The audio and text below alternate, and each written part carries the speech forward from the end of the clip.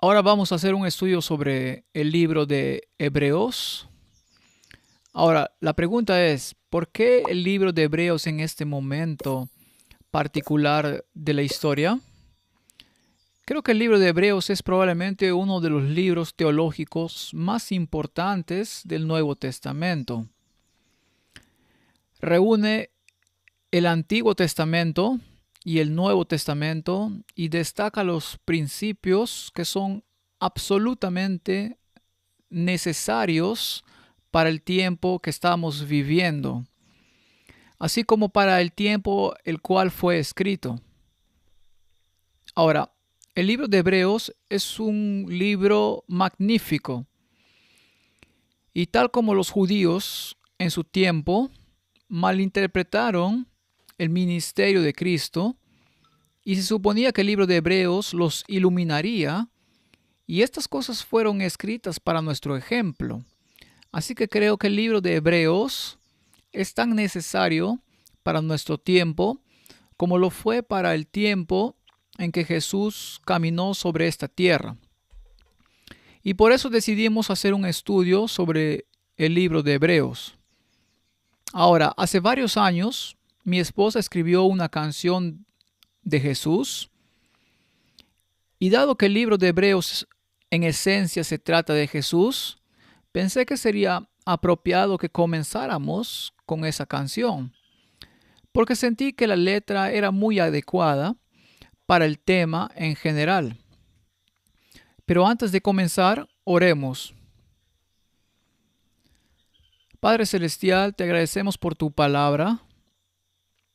Te agradecemos que hayas escrito todo lo que requerimos y necesitamos para los tiempos que cada generación desde la época de Cristo ha estado viviendo. Y en las circunstancias de nuestro tiempo, Señor, ayúdanos a entender lo que estás tratando de decirnos en este maravilloso libro. Es mi oración en el nombre de Jesús. Amén.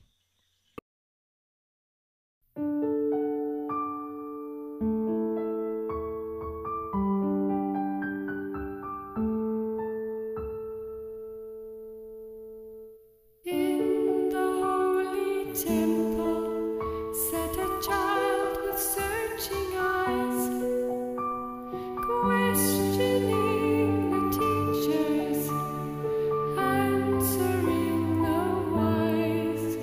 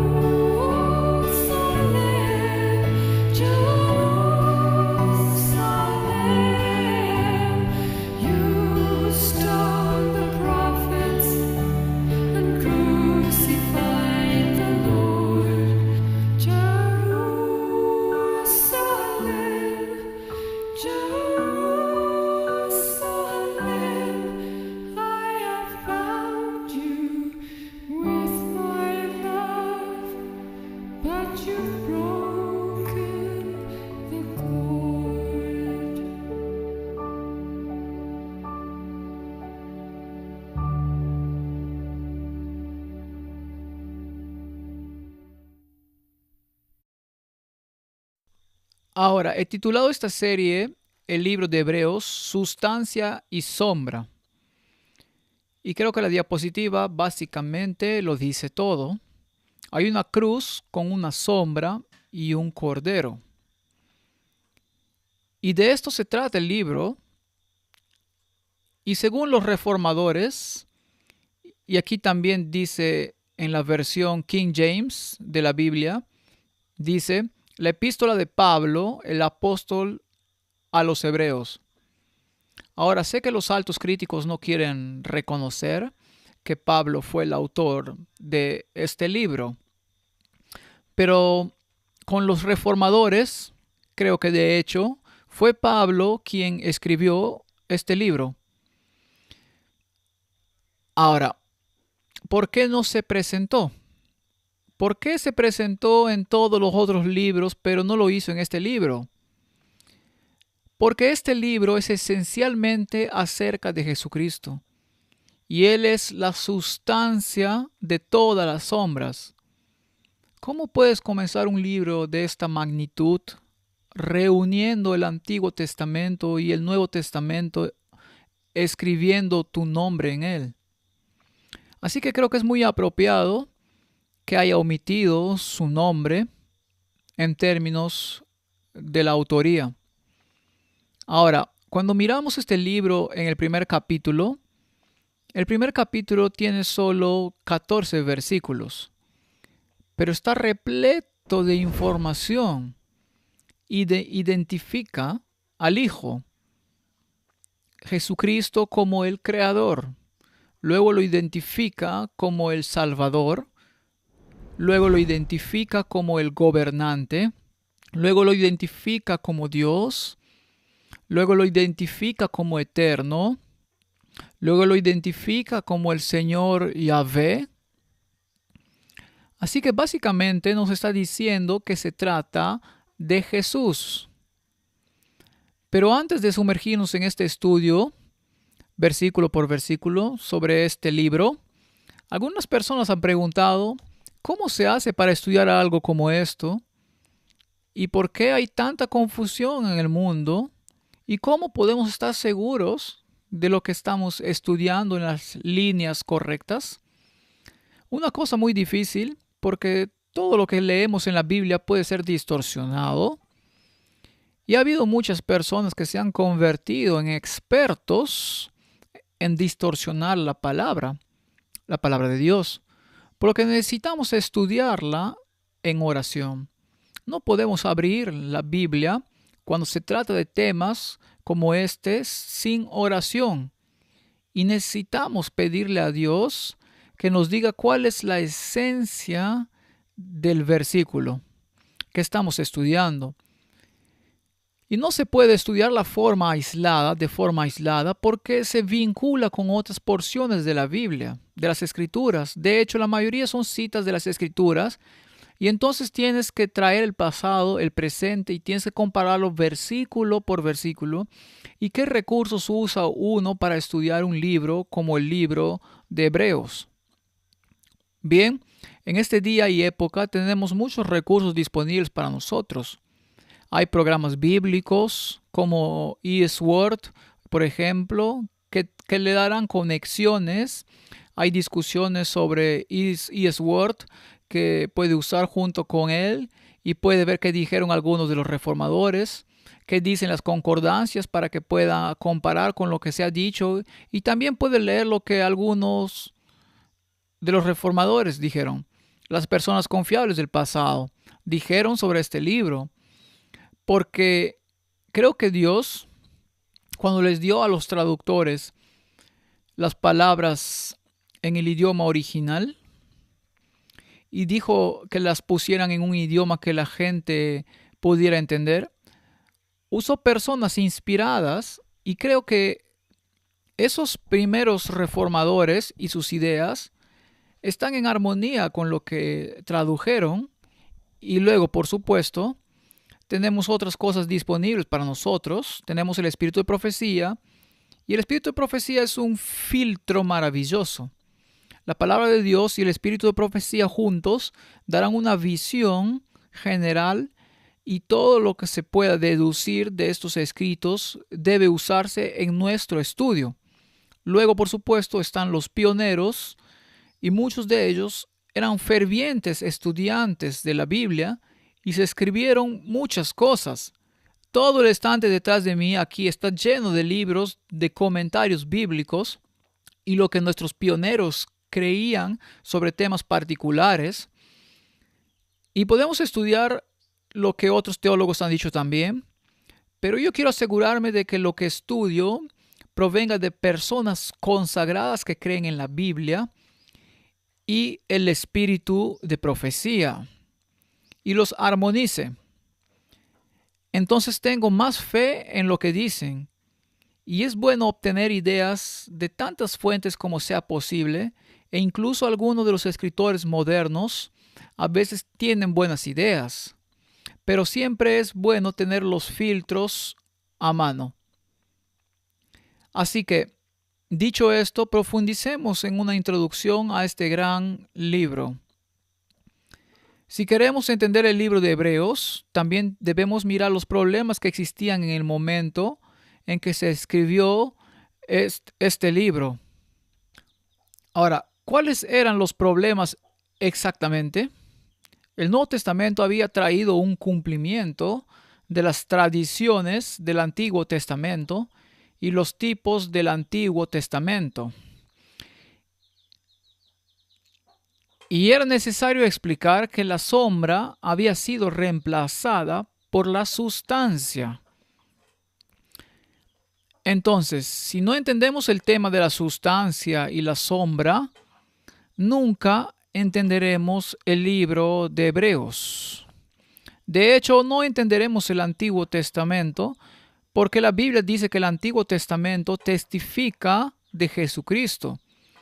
Y si no vemos a Jesús en cada aspecto del Antiguo Testamento, entonces no entenderemos el cumplimiento de esos grandes tipos y el gran antitipo, Jesucristo.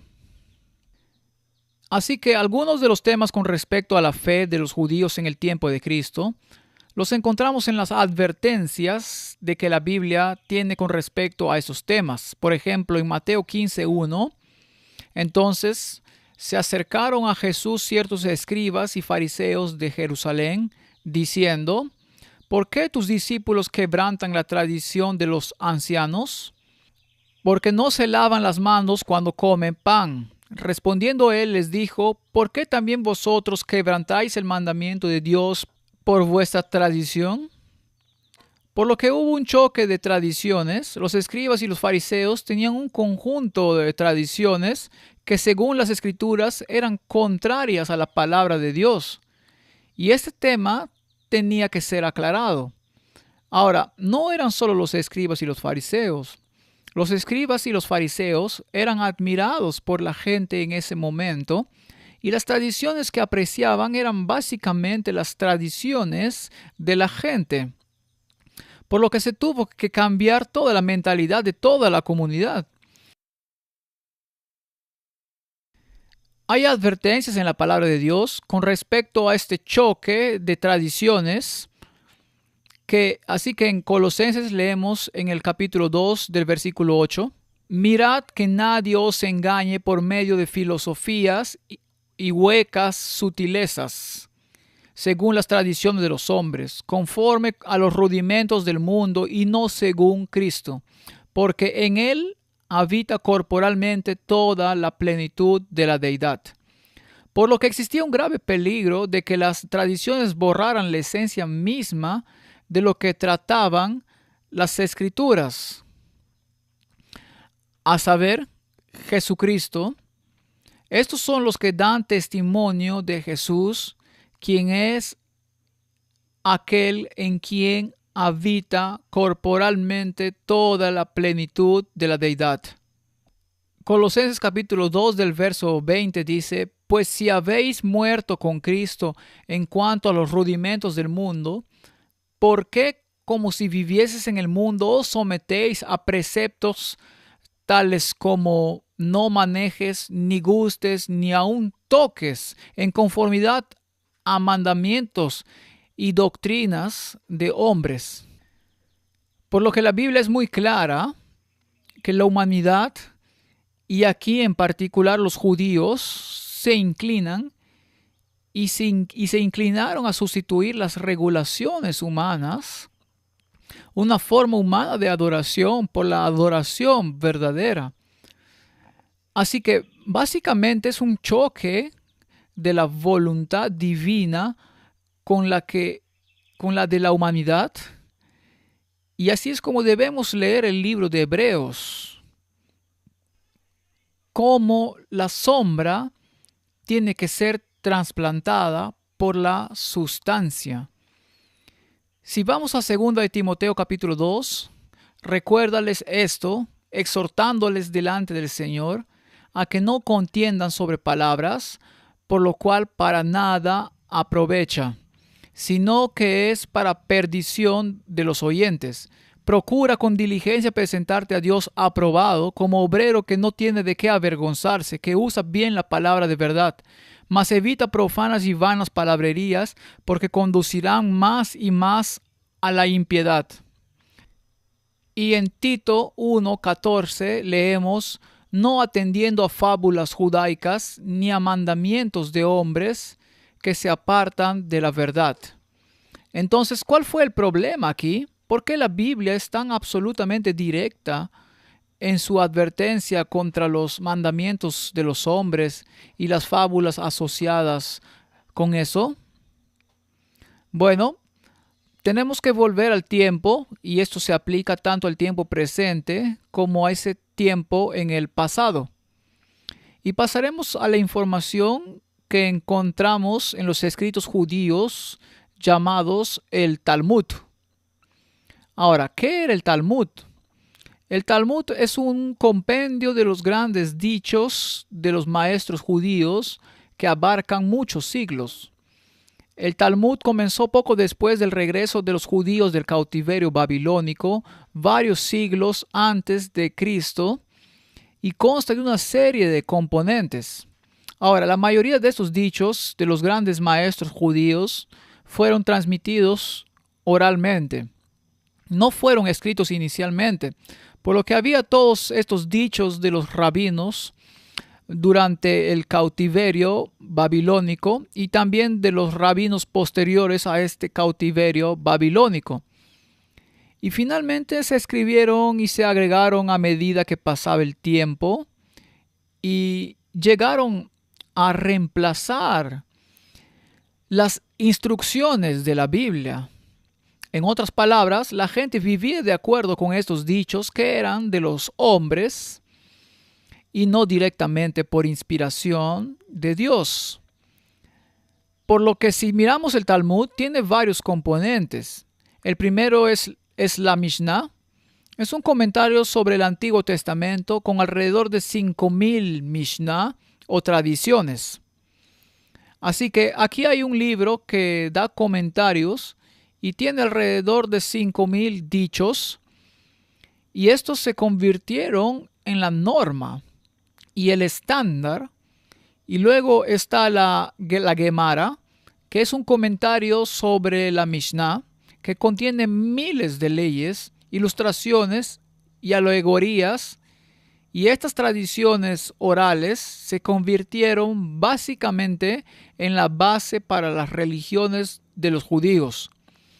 Y es con estas tradiciones orales que Cristo entró en conflicto porque las ignoró.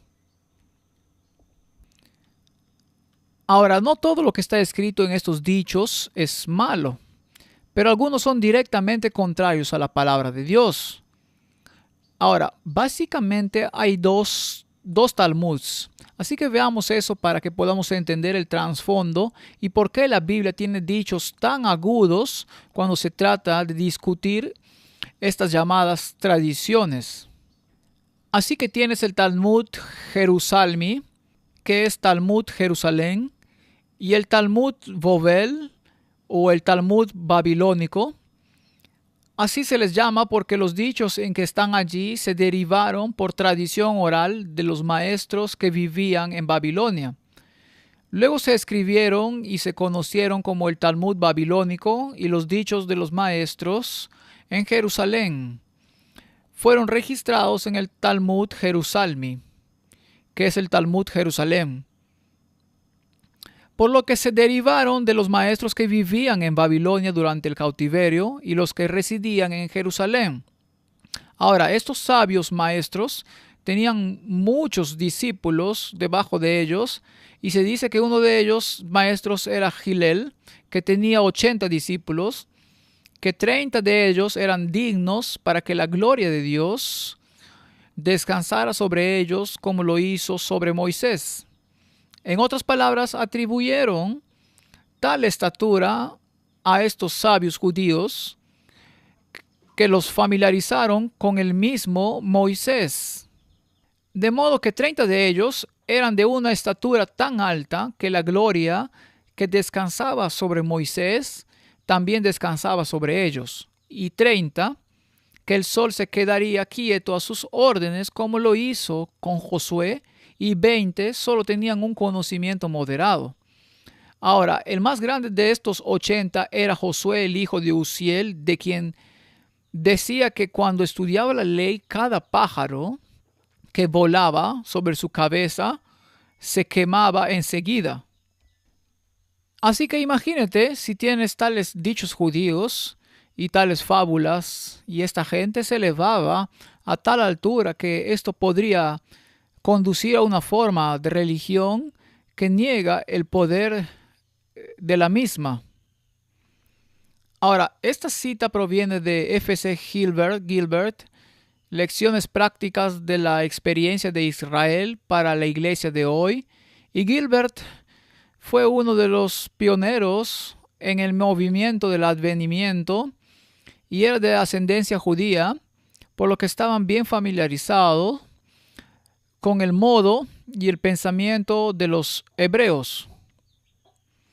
Ahora, si queremos saber un poco más sobre cuál era la situación en ese momento y por qué era necesario dar una explicación tan completa como en el libro de Hebreos, leemos que las tradiciones y las leyes siguieron aumentando e incluso si estaban en conflicto entre sí, se consideraban correctas e inmutables, y la ley del rabino se convirtió en la voz de Dios. Por lo que en un momento, por ejemplo, hubo una disputa entre los rabinos, y uno de los rabinos, Hillel mismo, dijo que estaba mal comer un huevo que había sido puesto en sábado. Y uno de los otros rabinos dijo que no estaba mal comer un huevo que había sido puesto en sábado. Ahora, ambos están en el Talmud. Ahora, ¿cuál tiene razón? Pues ambos tienen razón, porque ambos vienen de estos sabios, pero tuercen la ley y dicen que espiritualmente uno tiene razón, pero prácticamente el otro debe ser seguido. Así que no está bien comerse un huevo que está puesto el sábado, aunque espiritualmente podría ser correcto. Así es como puede confundirse totalmente en este tema. Y para algunos ejemplos del Talmud, se le ordena a un hombre que honre y tema a su padre, por lo que está obligado a honrar y temer a su rabino más que a su padre. Recuerda que Jesús había dicho que ellos quebrantaban los mandamientos de Dios por el bien de sus tradiciones, y este es solo uno de sus ejemplos. Hay más. Si su padre y su rabino están oprimidos con una carga, primero debe ayudar a su rabino, entonces ayuda a su padre. Y aquí dice que no debes considerar ningún honor mayor que el honor del rabino y ningún temor mayor que el temor del rabino. Los sabios han dicho que el temor de tu rabino es como el temor de Dios. Así que esto fue la estatura de los rabinos. Y si entendemos esto, entonces podemos entender algunos de los dichos de Jesús y comprender cuál era la situación en ese momento. Aquí hay otra declaración del Talmud. Está prohibido para un discípulo llamar a su rabino por su nombre, incluso cuando él no está en su presencia, ni debe saludar a su rabino ni devolver su saludo de la misma manera que los saludos se dan o devuelven entre amigos. Al contrario, debe inclinarse ante el rabino y decirle con reverencia y honor: la paz sea contigo, rabino. Así que si entendemos cuál era la mentalidad y nos preguntamos cómo se aplica a nuestro tiempo, entonces podemos ver algunos paralelos. ¿No se ha deslizado el mismo tipo de pensamiento en la mente de los hombres en los días que estamos viviendo hoy? Mi pastor dijo, mi sacerdote. Y entonces tenemos estos mediadores, estos sabios que piensan por nosotros y digieren la palabra de Dios por nosotros y nos alimentan con esa palabra. Pero ¿es esa la voluntad de Dios? ¿O debe cada uno de nosotros ser individualmente responsables de lo que cree? ¿Y cómo actuamos de acuerdo a nuestra conciencia junto con la palabra de Dios? Así que no es de extrañar que Jesús dijo en Mateo 23 del versículo 4, porque atan cargas pesadas y difíciles de llevar y los ponen sobre los hombres de los hombres, pero ellos ni con un dedo quieren moverlas. Antes hacen todas sus obras para ser vistos por los hombres, pues ensanchan sus filacterias y extienden los flecos de sus mantos y aman los primeros asientos en las cenas y las primeras sillas en las sinagogas y las salutaciones en las plazas y que los hombres los llamen rabí, rabí. Pero vosotros no queráis que os llamen rabí, porque uno es vuestro maestro, el Cristo, y todos vosotros sois hermanos. Y no llaméis padre a vuestro a nadie en la tierra, porque uno es Padre el que está en los cielos. Tenemos un pequeño vistazo de lo que Jesús está diciendo aquí y cuál fue la confrontación. Y tenemos un pequeño vistazo de la situación en nuestro tiempo. Así que aquí estamos hablando de una elevación eclesiástica, pero la Biblia dice que no hagas eso. No llames a nadie tu maestro, ni te inclines ante él. Y por si acaso, no llames a nadie tu padre o padre espiritual aquí en la tierra, porque tienes un padre, un solo padre, y ese es tu padre el que está en los cielos. También tenemos sistemas religiosos en el mundo hoy donde a los eclesiásticos se les llama padre. Y a algunos hasta con presunción se les llama santo padre. Y entonces tenemos que obedecer sus señales, aunque sean contrarias a la palabra de Dios. Así que lo que estaba en ese tiempo está bien y vivo en los tiempos que estamos viviendo. Entonces este es un problema muy serio. Si queremos entender lo que Dios está tratando de decirnos, entonces lean la palabra de Dios por ustedes mismos. Por ejemplo, enseñaron que la ley escrita era como el agua.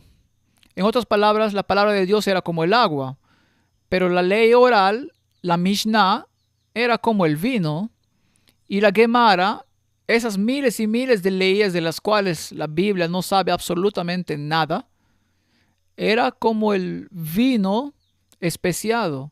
Y el rabino Judá, hijo de Tamai, dijo: un niño a los 5 años debe estudiar la Biblia, a los 10 la Mishnah y a los 15 la Gemara. Esa es una arrogancia, eso es simplemente increíble. En otras palabras, la Biblia es para niños de 5 años, para niños con leche, pero la Mishnah y la Gemara son las palabras de los sabios. Sí, aunque debería decirte que tu mano derecha es la izquierda y la mano izquierda es la derecha, hay que creerlo. Así que esto viene directamente del Talmud. Tenemos una situación similar en otras organizaciones hoy en día.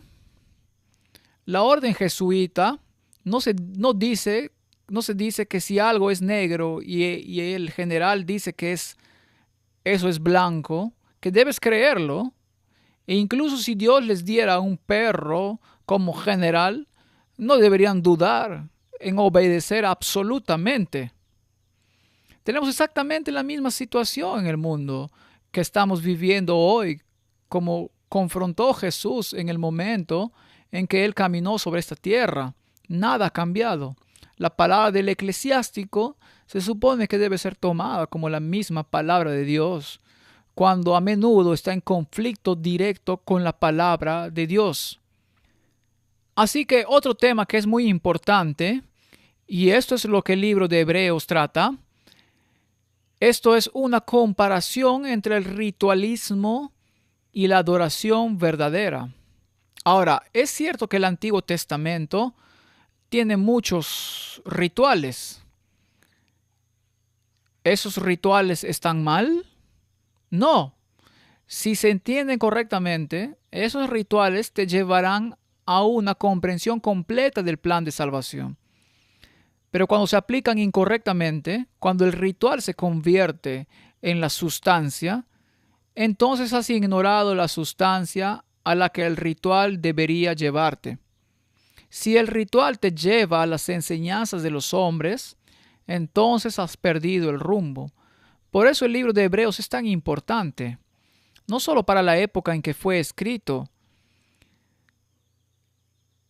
y entender lo que está escrito en el contexto de la época en que fue escrito. A eso lo llamamos exégesis. Pero no podemos ignorar tipo y antitipo, porque cuando aplicamos tipología a la exégesis, entonces lo que se aplica al pasado se vuelve relevante para el presente. Así es como esto que fue escrito para el pasado fue escrito para nuestra amonestación. Así que echemos un vistazo a uno de los grandes ejemplos en la Biblia del ritualismo versus la verdadera adoración. En Marcos 7:9 leemos: les decía también, bien invalidáis el mandamiento de Dios para guardar vuestra tradición. Por lo que la tradición, el folclore y la fe entran en conflicto. ¿En qué se basa su fe? ¿Basada en un ritual? ¿Basada en la liturgia? ¿O se basa en la sustancia? Por lo que el ejemplo que da la Escritura es Jesús, que sana a un paralítico junto al estanque de Betesda. Sé que también hemos discutido esto en otras series, pero es muy importante, particularmente para el tiempo en el que también vivimos hoy. Así que Jesús viene a este estanque y encuentra a este hombre paralítico y le dice: levántate, toma tu cama y camina, violando cada una de esas leyes que están escritas en esos escritos de los sabios judíos. Por lo que estos 3 mandamientos fueron prohibidos para los judíos para ser realizados en el día de reposo. No dice nada al respecto en la Biblia, pero eso es lo que creían. En el libro Fe y Obras leemos la siguiente declaración: se ha hecho claro y manifiesto que no es posible, mediante mérito de la criatura, realizar cosa alguna en favor de nuestra posición delante de Dios o de la dádiva de Dios por nosotros. Si la fe y las obras pudieran comprar el don de la salvación, entonces el Creador estaría obligado ante la criatura. En este punto, la falsedad tiene una oportunidad de ser aceptada como verdad. Si algún hombre puede merecer la salvación por algo que pueda hacer, entonces está en la misma posición del católico que cumple penitencia por sus pecados. La salvación en tal caso es en cierto modo una obligación que puede ganarse como un sueldo. No creo que puedas decirlo más sucintamente. Este es el gran peligro cuando el ritual se convierte en tu medio de salvación. Cuando lo que haces gana tu salvación. como realizar una peregrinación, como participar en la misa, como realizar algún ritual religioso, ir a un lugar específico para recibir una bendición específica, como lo encontramos en la mayoría de las grandes religiones del mundo. Luego de haber cumplido ese deber, entonces ese mérito se gana con sus acciones. Pero no existe tal manera en la Biblia. Y al hombre le encanta sustituir el ritualismo por la sustancia de la verdad. Así que veamos esta historia de nuevo. Era un día sábado y Jesús fue al estanque de Betesda, que tenía 5 pórticos. La historia se aplica a toda la humanidad. En estos yacía una multitud de enfermos, ciegos, cojos y paralíticos que esperaban el movimiento del agua, por lo que su sistema religioso les había enseñado que había algo específico que podían hacer para la curación, tanto física como espiritual.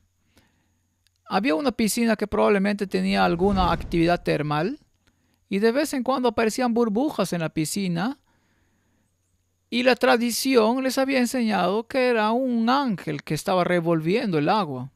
Por lo que hay miles de personas acudiendo en masa a curanderos particulares y circunstancias particulares, y a menudo el agua se asocia con ella. Como el agua de Lourdes, por ejemplo, que si tan solo pudieras entrar en el contacto con esta agua, sucedería algo milagroso, y la gente basa su fe en cosas como esa. Cuando tenemos acceso directo al trono de Dios.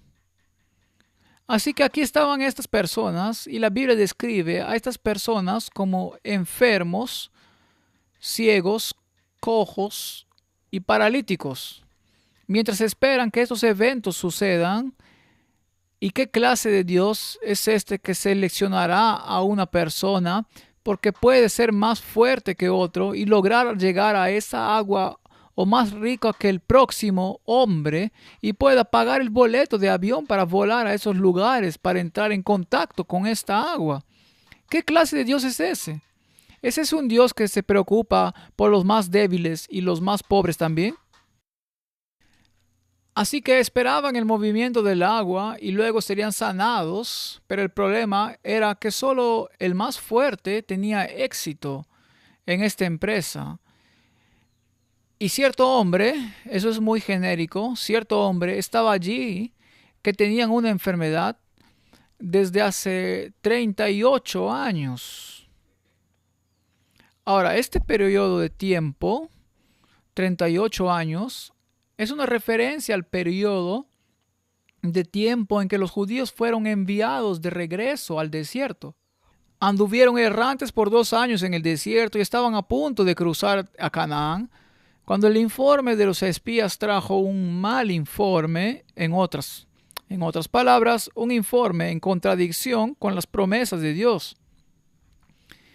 Y fueron enviados de regreso al desierto por 38 años, haciendo un total de 40 años deambulando por el desierto.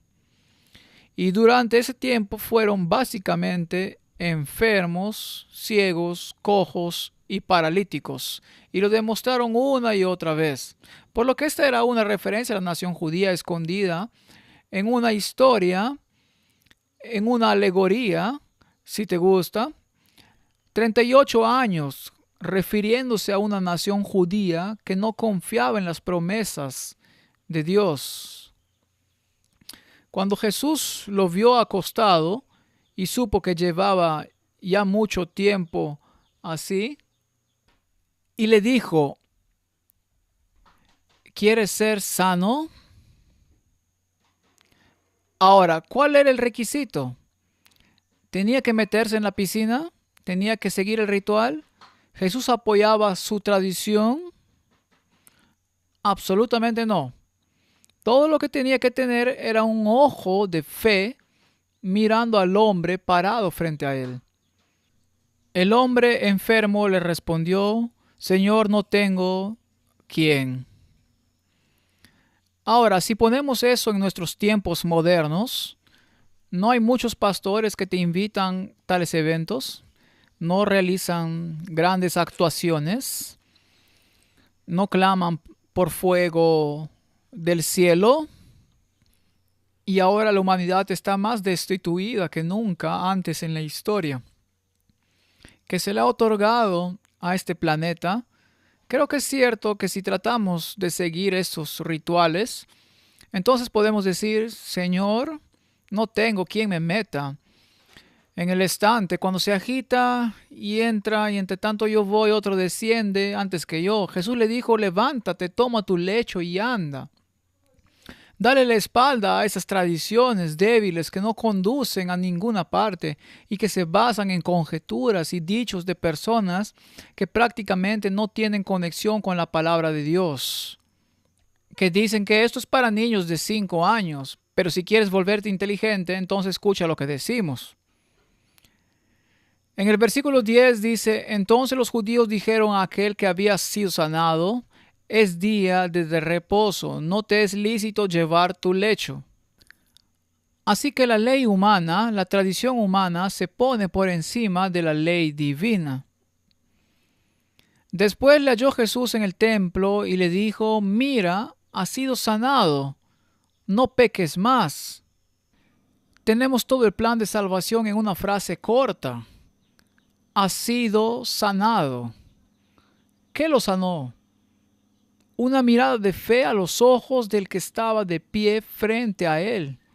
Y luego la admonición decía, no peques más, vuelve a estar en armonía con la ley de Dios, para que no te venga alguna cosa peor. El hombre se fue y dio aviso a los judíos que Jesús era el que le había sanado, y por esta causa los judíos perseguían a Jesús y procuraban matarle, porque hacía estas cosas en el día de reposo. Ahora, si el tipo se encuentra con el antitipo, ¿podemos esperar que suceda algo similar en el tiempo en que vivimos? Absolutamente. Creo que es inevitable porque nuestra mentalidad no es diferente a lo que era en el tiempo de Jesús. Así que perseguían a los que apuntan a Jesús y la obediencia a sus preceptos. Vete y no peques más. Vuelve a la ley de Dios. Y los que elevan la ley, incluso la ley de la autoridad, que es el día sábado. Y Jesús les respondió, mi Padre hasta ahora trabaja y yo trabajo. Por esto los judíos aún más procuraban matarle, porque no solo quebrantaba el día de reposo, sino que también decía que Dios era su propio Padre, haciéndose igual a Dios. Aquí está el quid del asunto.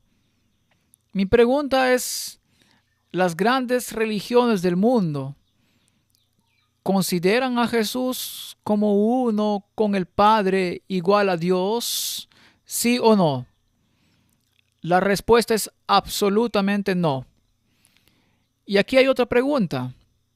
Aún el gran mundo cristiano, en el movimiento ecuménico que quiere abrazar más y cada vez más de la humanidad, Jesucristo está siendo degradado al nivel de cualquier otro de los maestros religiosos del mundo.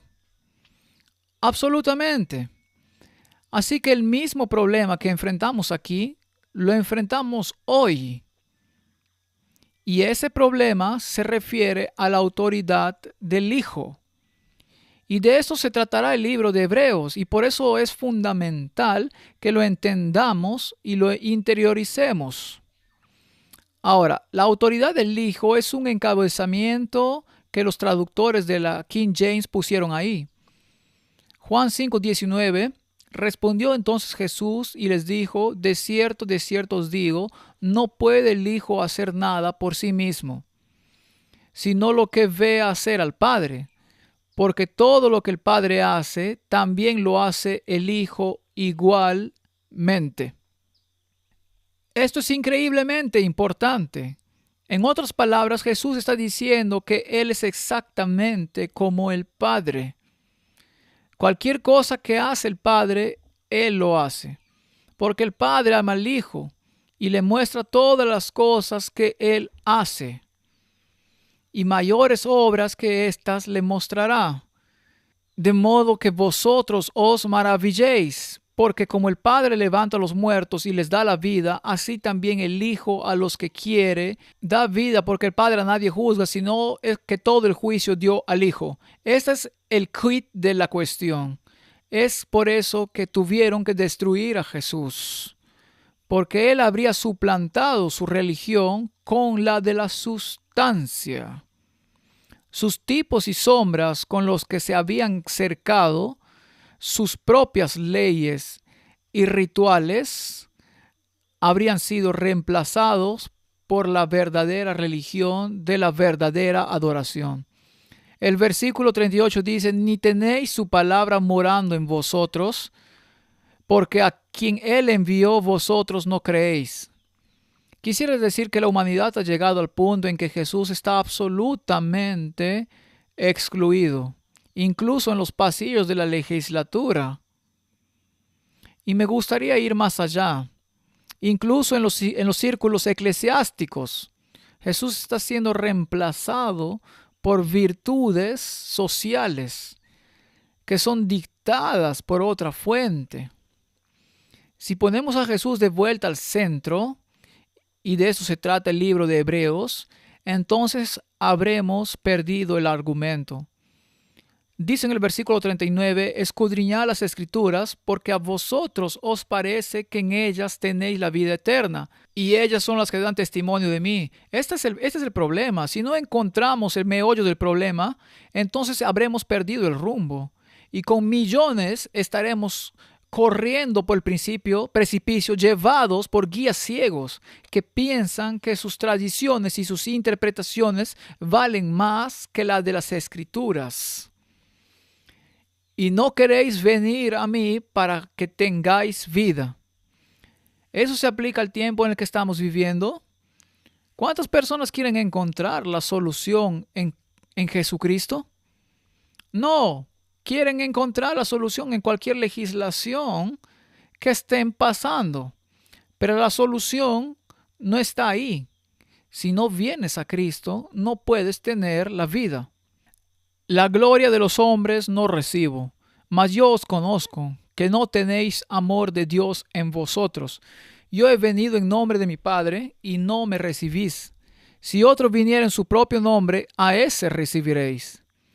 Este es el kit de la cuestión, y de esto se trata el libro de Hebreos: la supremacía del Hijo, la sustancia de todas sus sombras. ¿Cómo podéis vosotros creer? Pues recibís gloria los unos a los otros, y no buscáis la gloria que viene del Dios único. ¿Vemos una situación así en el mundo? Vemos a los eclesiásticos del mundo peregrinando a Roma, para ejemplo, recibir honor unos a otros, de otros, darse palmaditas en la espalda y hablar de temas que se basan en una supuesta doctrina social,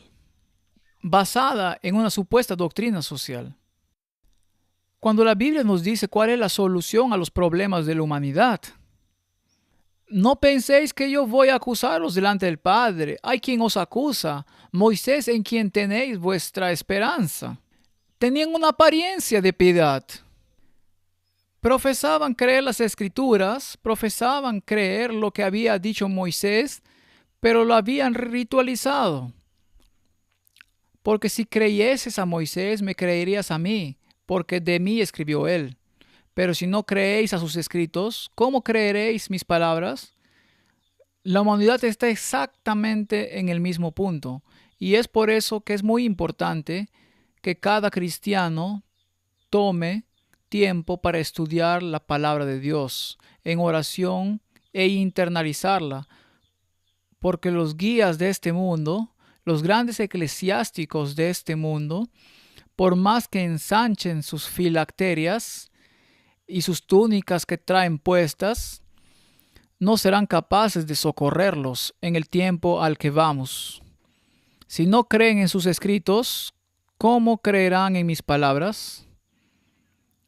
Entonces el libro de Hebreos, ¿de qué se trata? Traté de fijar algo aquí para tratar de unirlo. Creo que el libro de Hebreos vincula el Antiguo y el Nuevo Testamento en un evangelio armonioso, una hermosa historia de redención. Cuenta la historia tan sublime que será el estudio de la eternidad. El libro de lecciones del universo nunca más será pisoteado o distorsionado por los caprichos de hombres y demonios. Es el expositor, este libro, de sustancia y sombra, que debería disipar para siempre la superstición y la forma en materia de religión. Un árbol proyecta una sombra, pero solo podemos trepar al árbol y no a la sombra. Eso es bastante obvio. La sombra nos dice algo sobre el árbol, pero solo la sustancia puede soportar nuestro peso. Una carta de un amado es dulce y podemos leerla una y otra vez para acercarnos lo más posible a la fuente, pero nunca puede reemplazar el abrazo del amado. La carta puede consolar y dar esperanza, pero el abrazo trae descanso.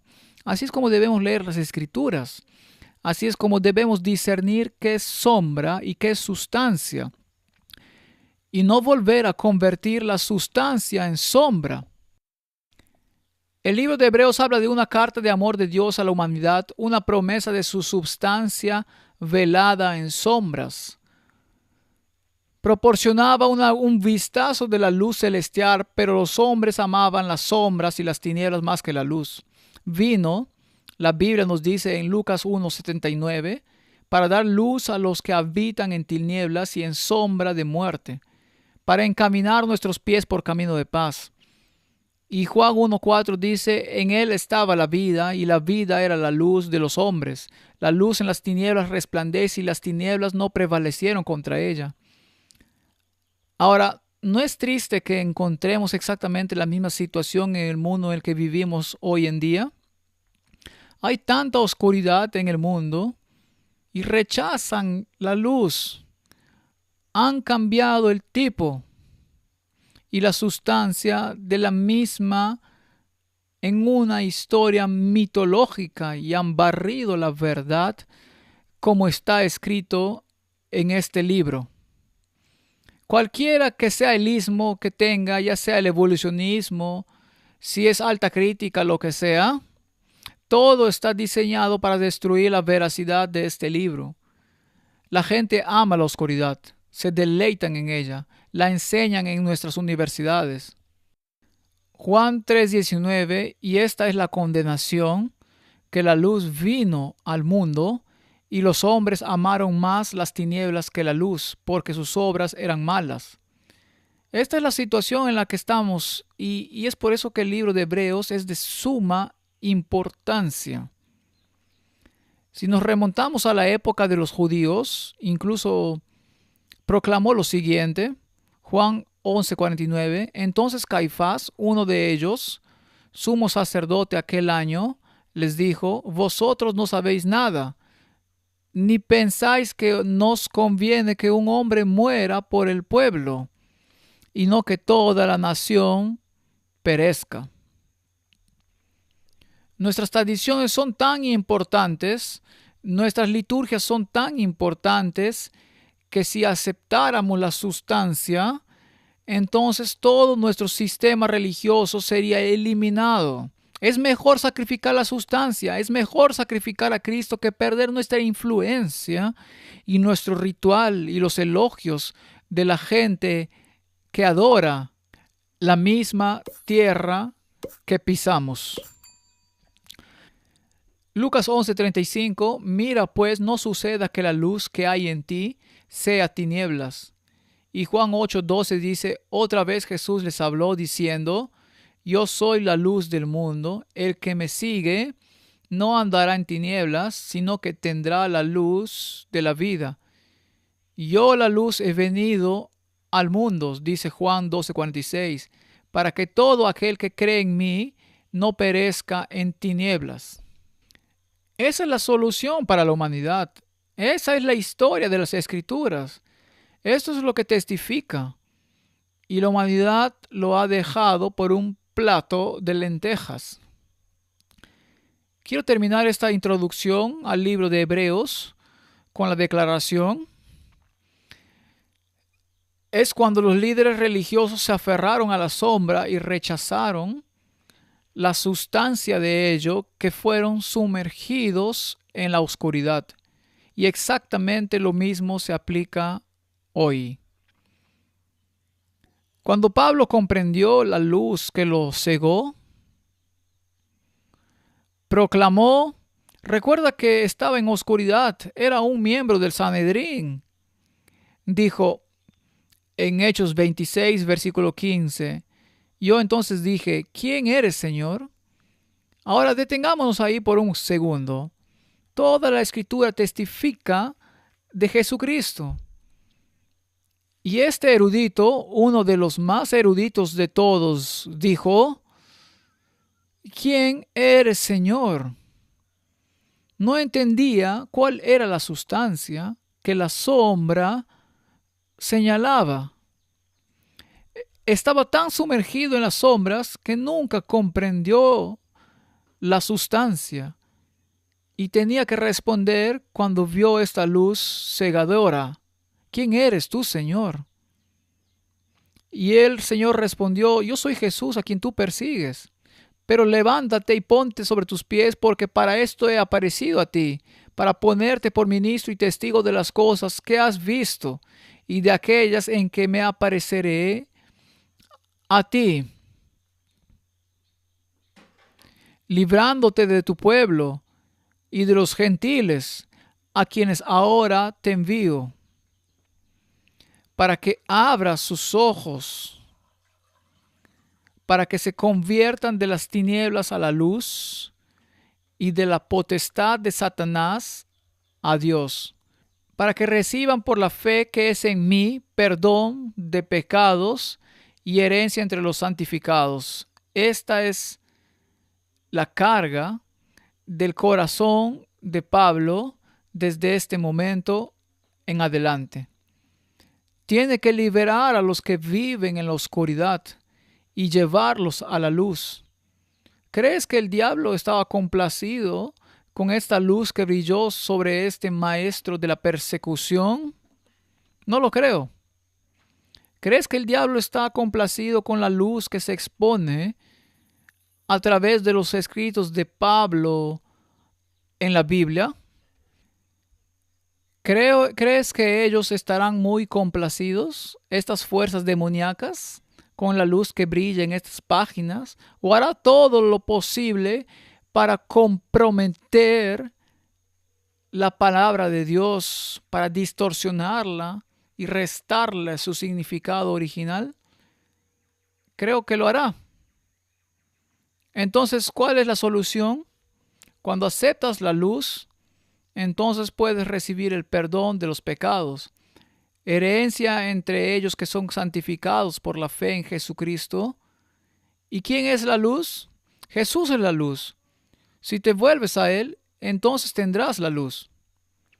Ahora, mi pregunta es, ¿quién mejor para escribir el libro de Hebreos que el que llevó las marcas de esa luz en su carne como un recordatorio constante de su locura?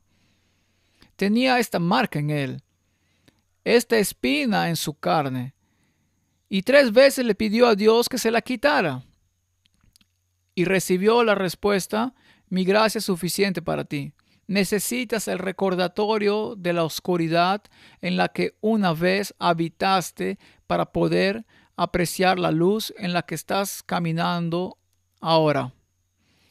A veces Dios nos da espinas en la carne para que podamos recordar constantemente, que nos mantengamos enfocados en la luz, para que no nos desviemos en la sombra nuevamente.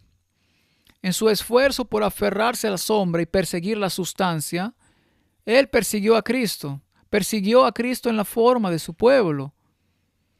Y una vez que entendió la luz, pudo llevar esa luz a la gente y lo escribió. Y qué triste que Pedro tuvo que escribir que la gente distorsiona los escritos de Pablo. Déjame hablar un poco más sobre algunas de las estructuras en el libro de Hebreos y vamos a hacer un estudio sobre lo que el libro de Hebreos realmente dice y lo que significa para nuestro tiempo. Podríamos hacer una evaluación literaria del libro de Hebreos. Podríamos estudiar su forma con mucho detalle y pasar años estudiando el libro de Hebreos. Pero por el tiempo que estamos viviendo, necesitamos concentrarnos en la esencia. Así que hablaré un poco sobre la estructura y daré ejemplos a medida que avanzamos. Y estas herramientas son muy útiles y si podemos usarlas para iluminar nuestras mentes en cuanto a lo que dice el libro de Hebreos, entonces bien, una de las herramientas es la estructura quiástica del libro de Hebreos. Ahora, aquí hay una cita de un erudito y él dice en su libro de 1742, Nomon Novi Testamenti, este erudito alemán, John Albert Bengel, menciona la presencia de estructuras quiásticas en el libro de Hebreos. En su introducción a los Hebreos afirma que el quiasmo es tan común en esta epístola que la observación de esta figura por sí sola contribuye mucho a la explicación de la epístola. Ahora, un quiasmo es un estilo literario particular que eleva un pensamiento y lo coloca en una posición central. Y todo el libro está estructurado en quiasmos, por lo que nos da una estructura que nos dice cuál es el núcleo, cuál es la esencia que Pablo está tratando de transmitir. Y luego hay quiasmos dentro de los quiasmos. Cada capítulo tiene quiasmos en él. Todo el libro es una estructura quiástica y también se vincula a otras referencias y podríamos hacer un estudio solo sobre eso. He incluido aquí dos fuentes donde algunas estructuras quiásticas son discutidas y estas provienen en gran parte de tesis que fueron hechas en universidades por académicos de hoy en día. Las personas pueden buscarlas y observar algunas de las estructuras quiásticas, pero también, por supuesto, hay mucho más que ni siquiera se menciona en algunos de esos estudios, pero son útiles para aquellos que quieren tener un poco más de conocimiento sobre la estructura quiástica. Así que cuando revisemos el libro de Hebreos capítulo por capítulo, incluiré un ejemplo quiástico en cada uno de los capítulos. Pero realmente quiero concentrarme en la esencia. Y cuando regresas a este momento de la historia, cuando Pablo escribió este trabajo y piensas que estaba tratando de explicar a sus ciudadanos lo que estaba escribiendo a los hebreos, cuál era la sustancia de sus sombras y por qué era tan importante aceptar esta sustancia para no andar vagando en la oscuridad de las sombras. ¿Qué le hicieron a Jesús? Lo crucificaron. Es absolutamente asombroso que con el ejemplo que dio, la vida que vivió, que lo llevaran y lo crucificaran. Pero ese es el camino de la humanidad. Que Dios nos libre de permanecer en las sombras cuando podríamos estar abrazando la sustancia. Oremos. Padre Celestial, mientras emprendemos a estudiar el libro de Hebreos, por favor, denos una idea de que no podemos vagar en las sombras, sino abrazar la sustancia. En el nombre de Jesús. Amén.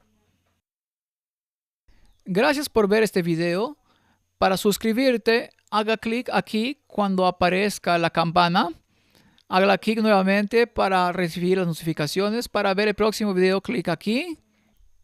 Gracias.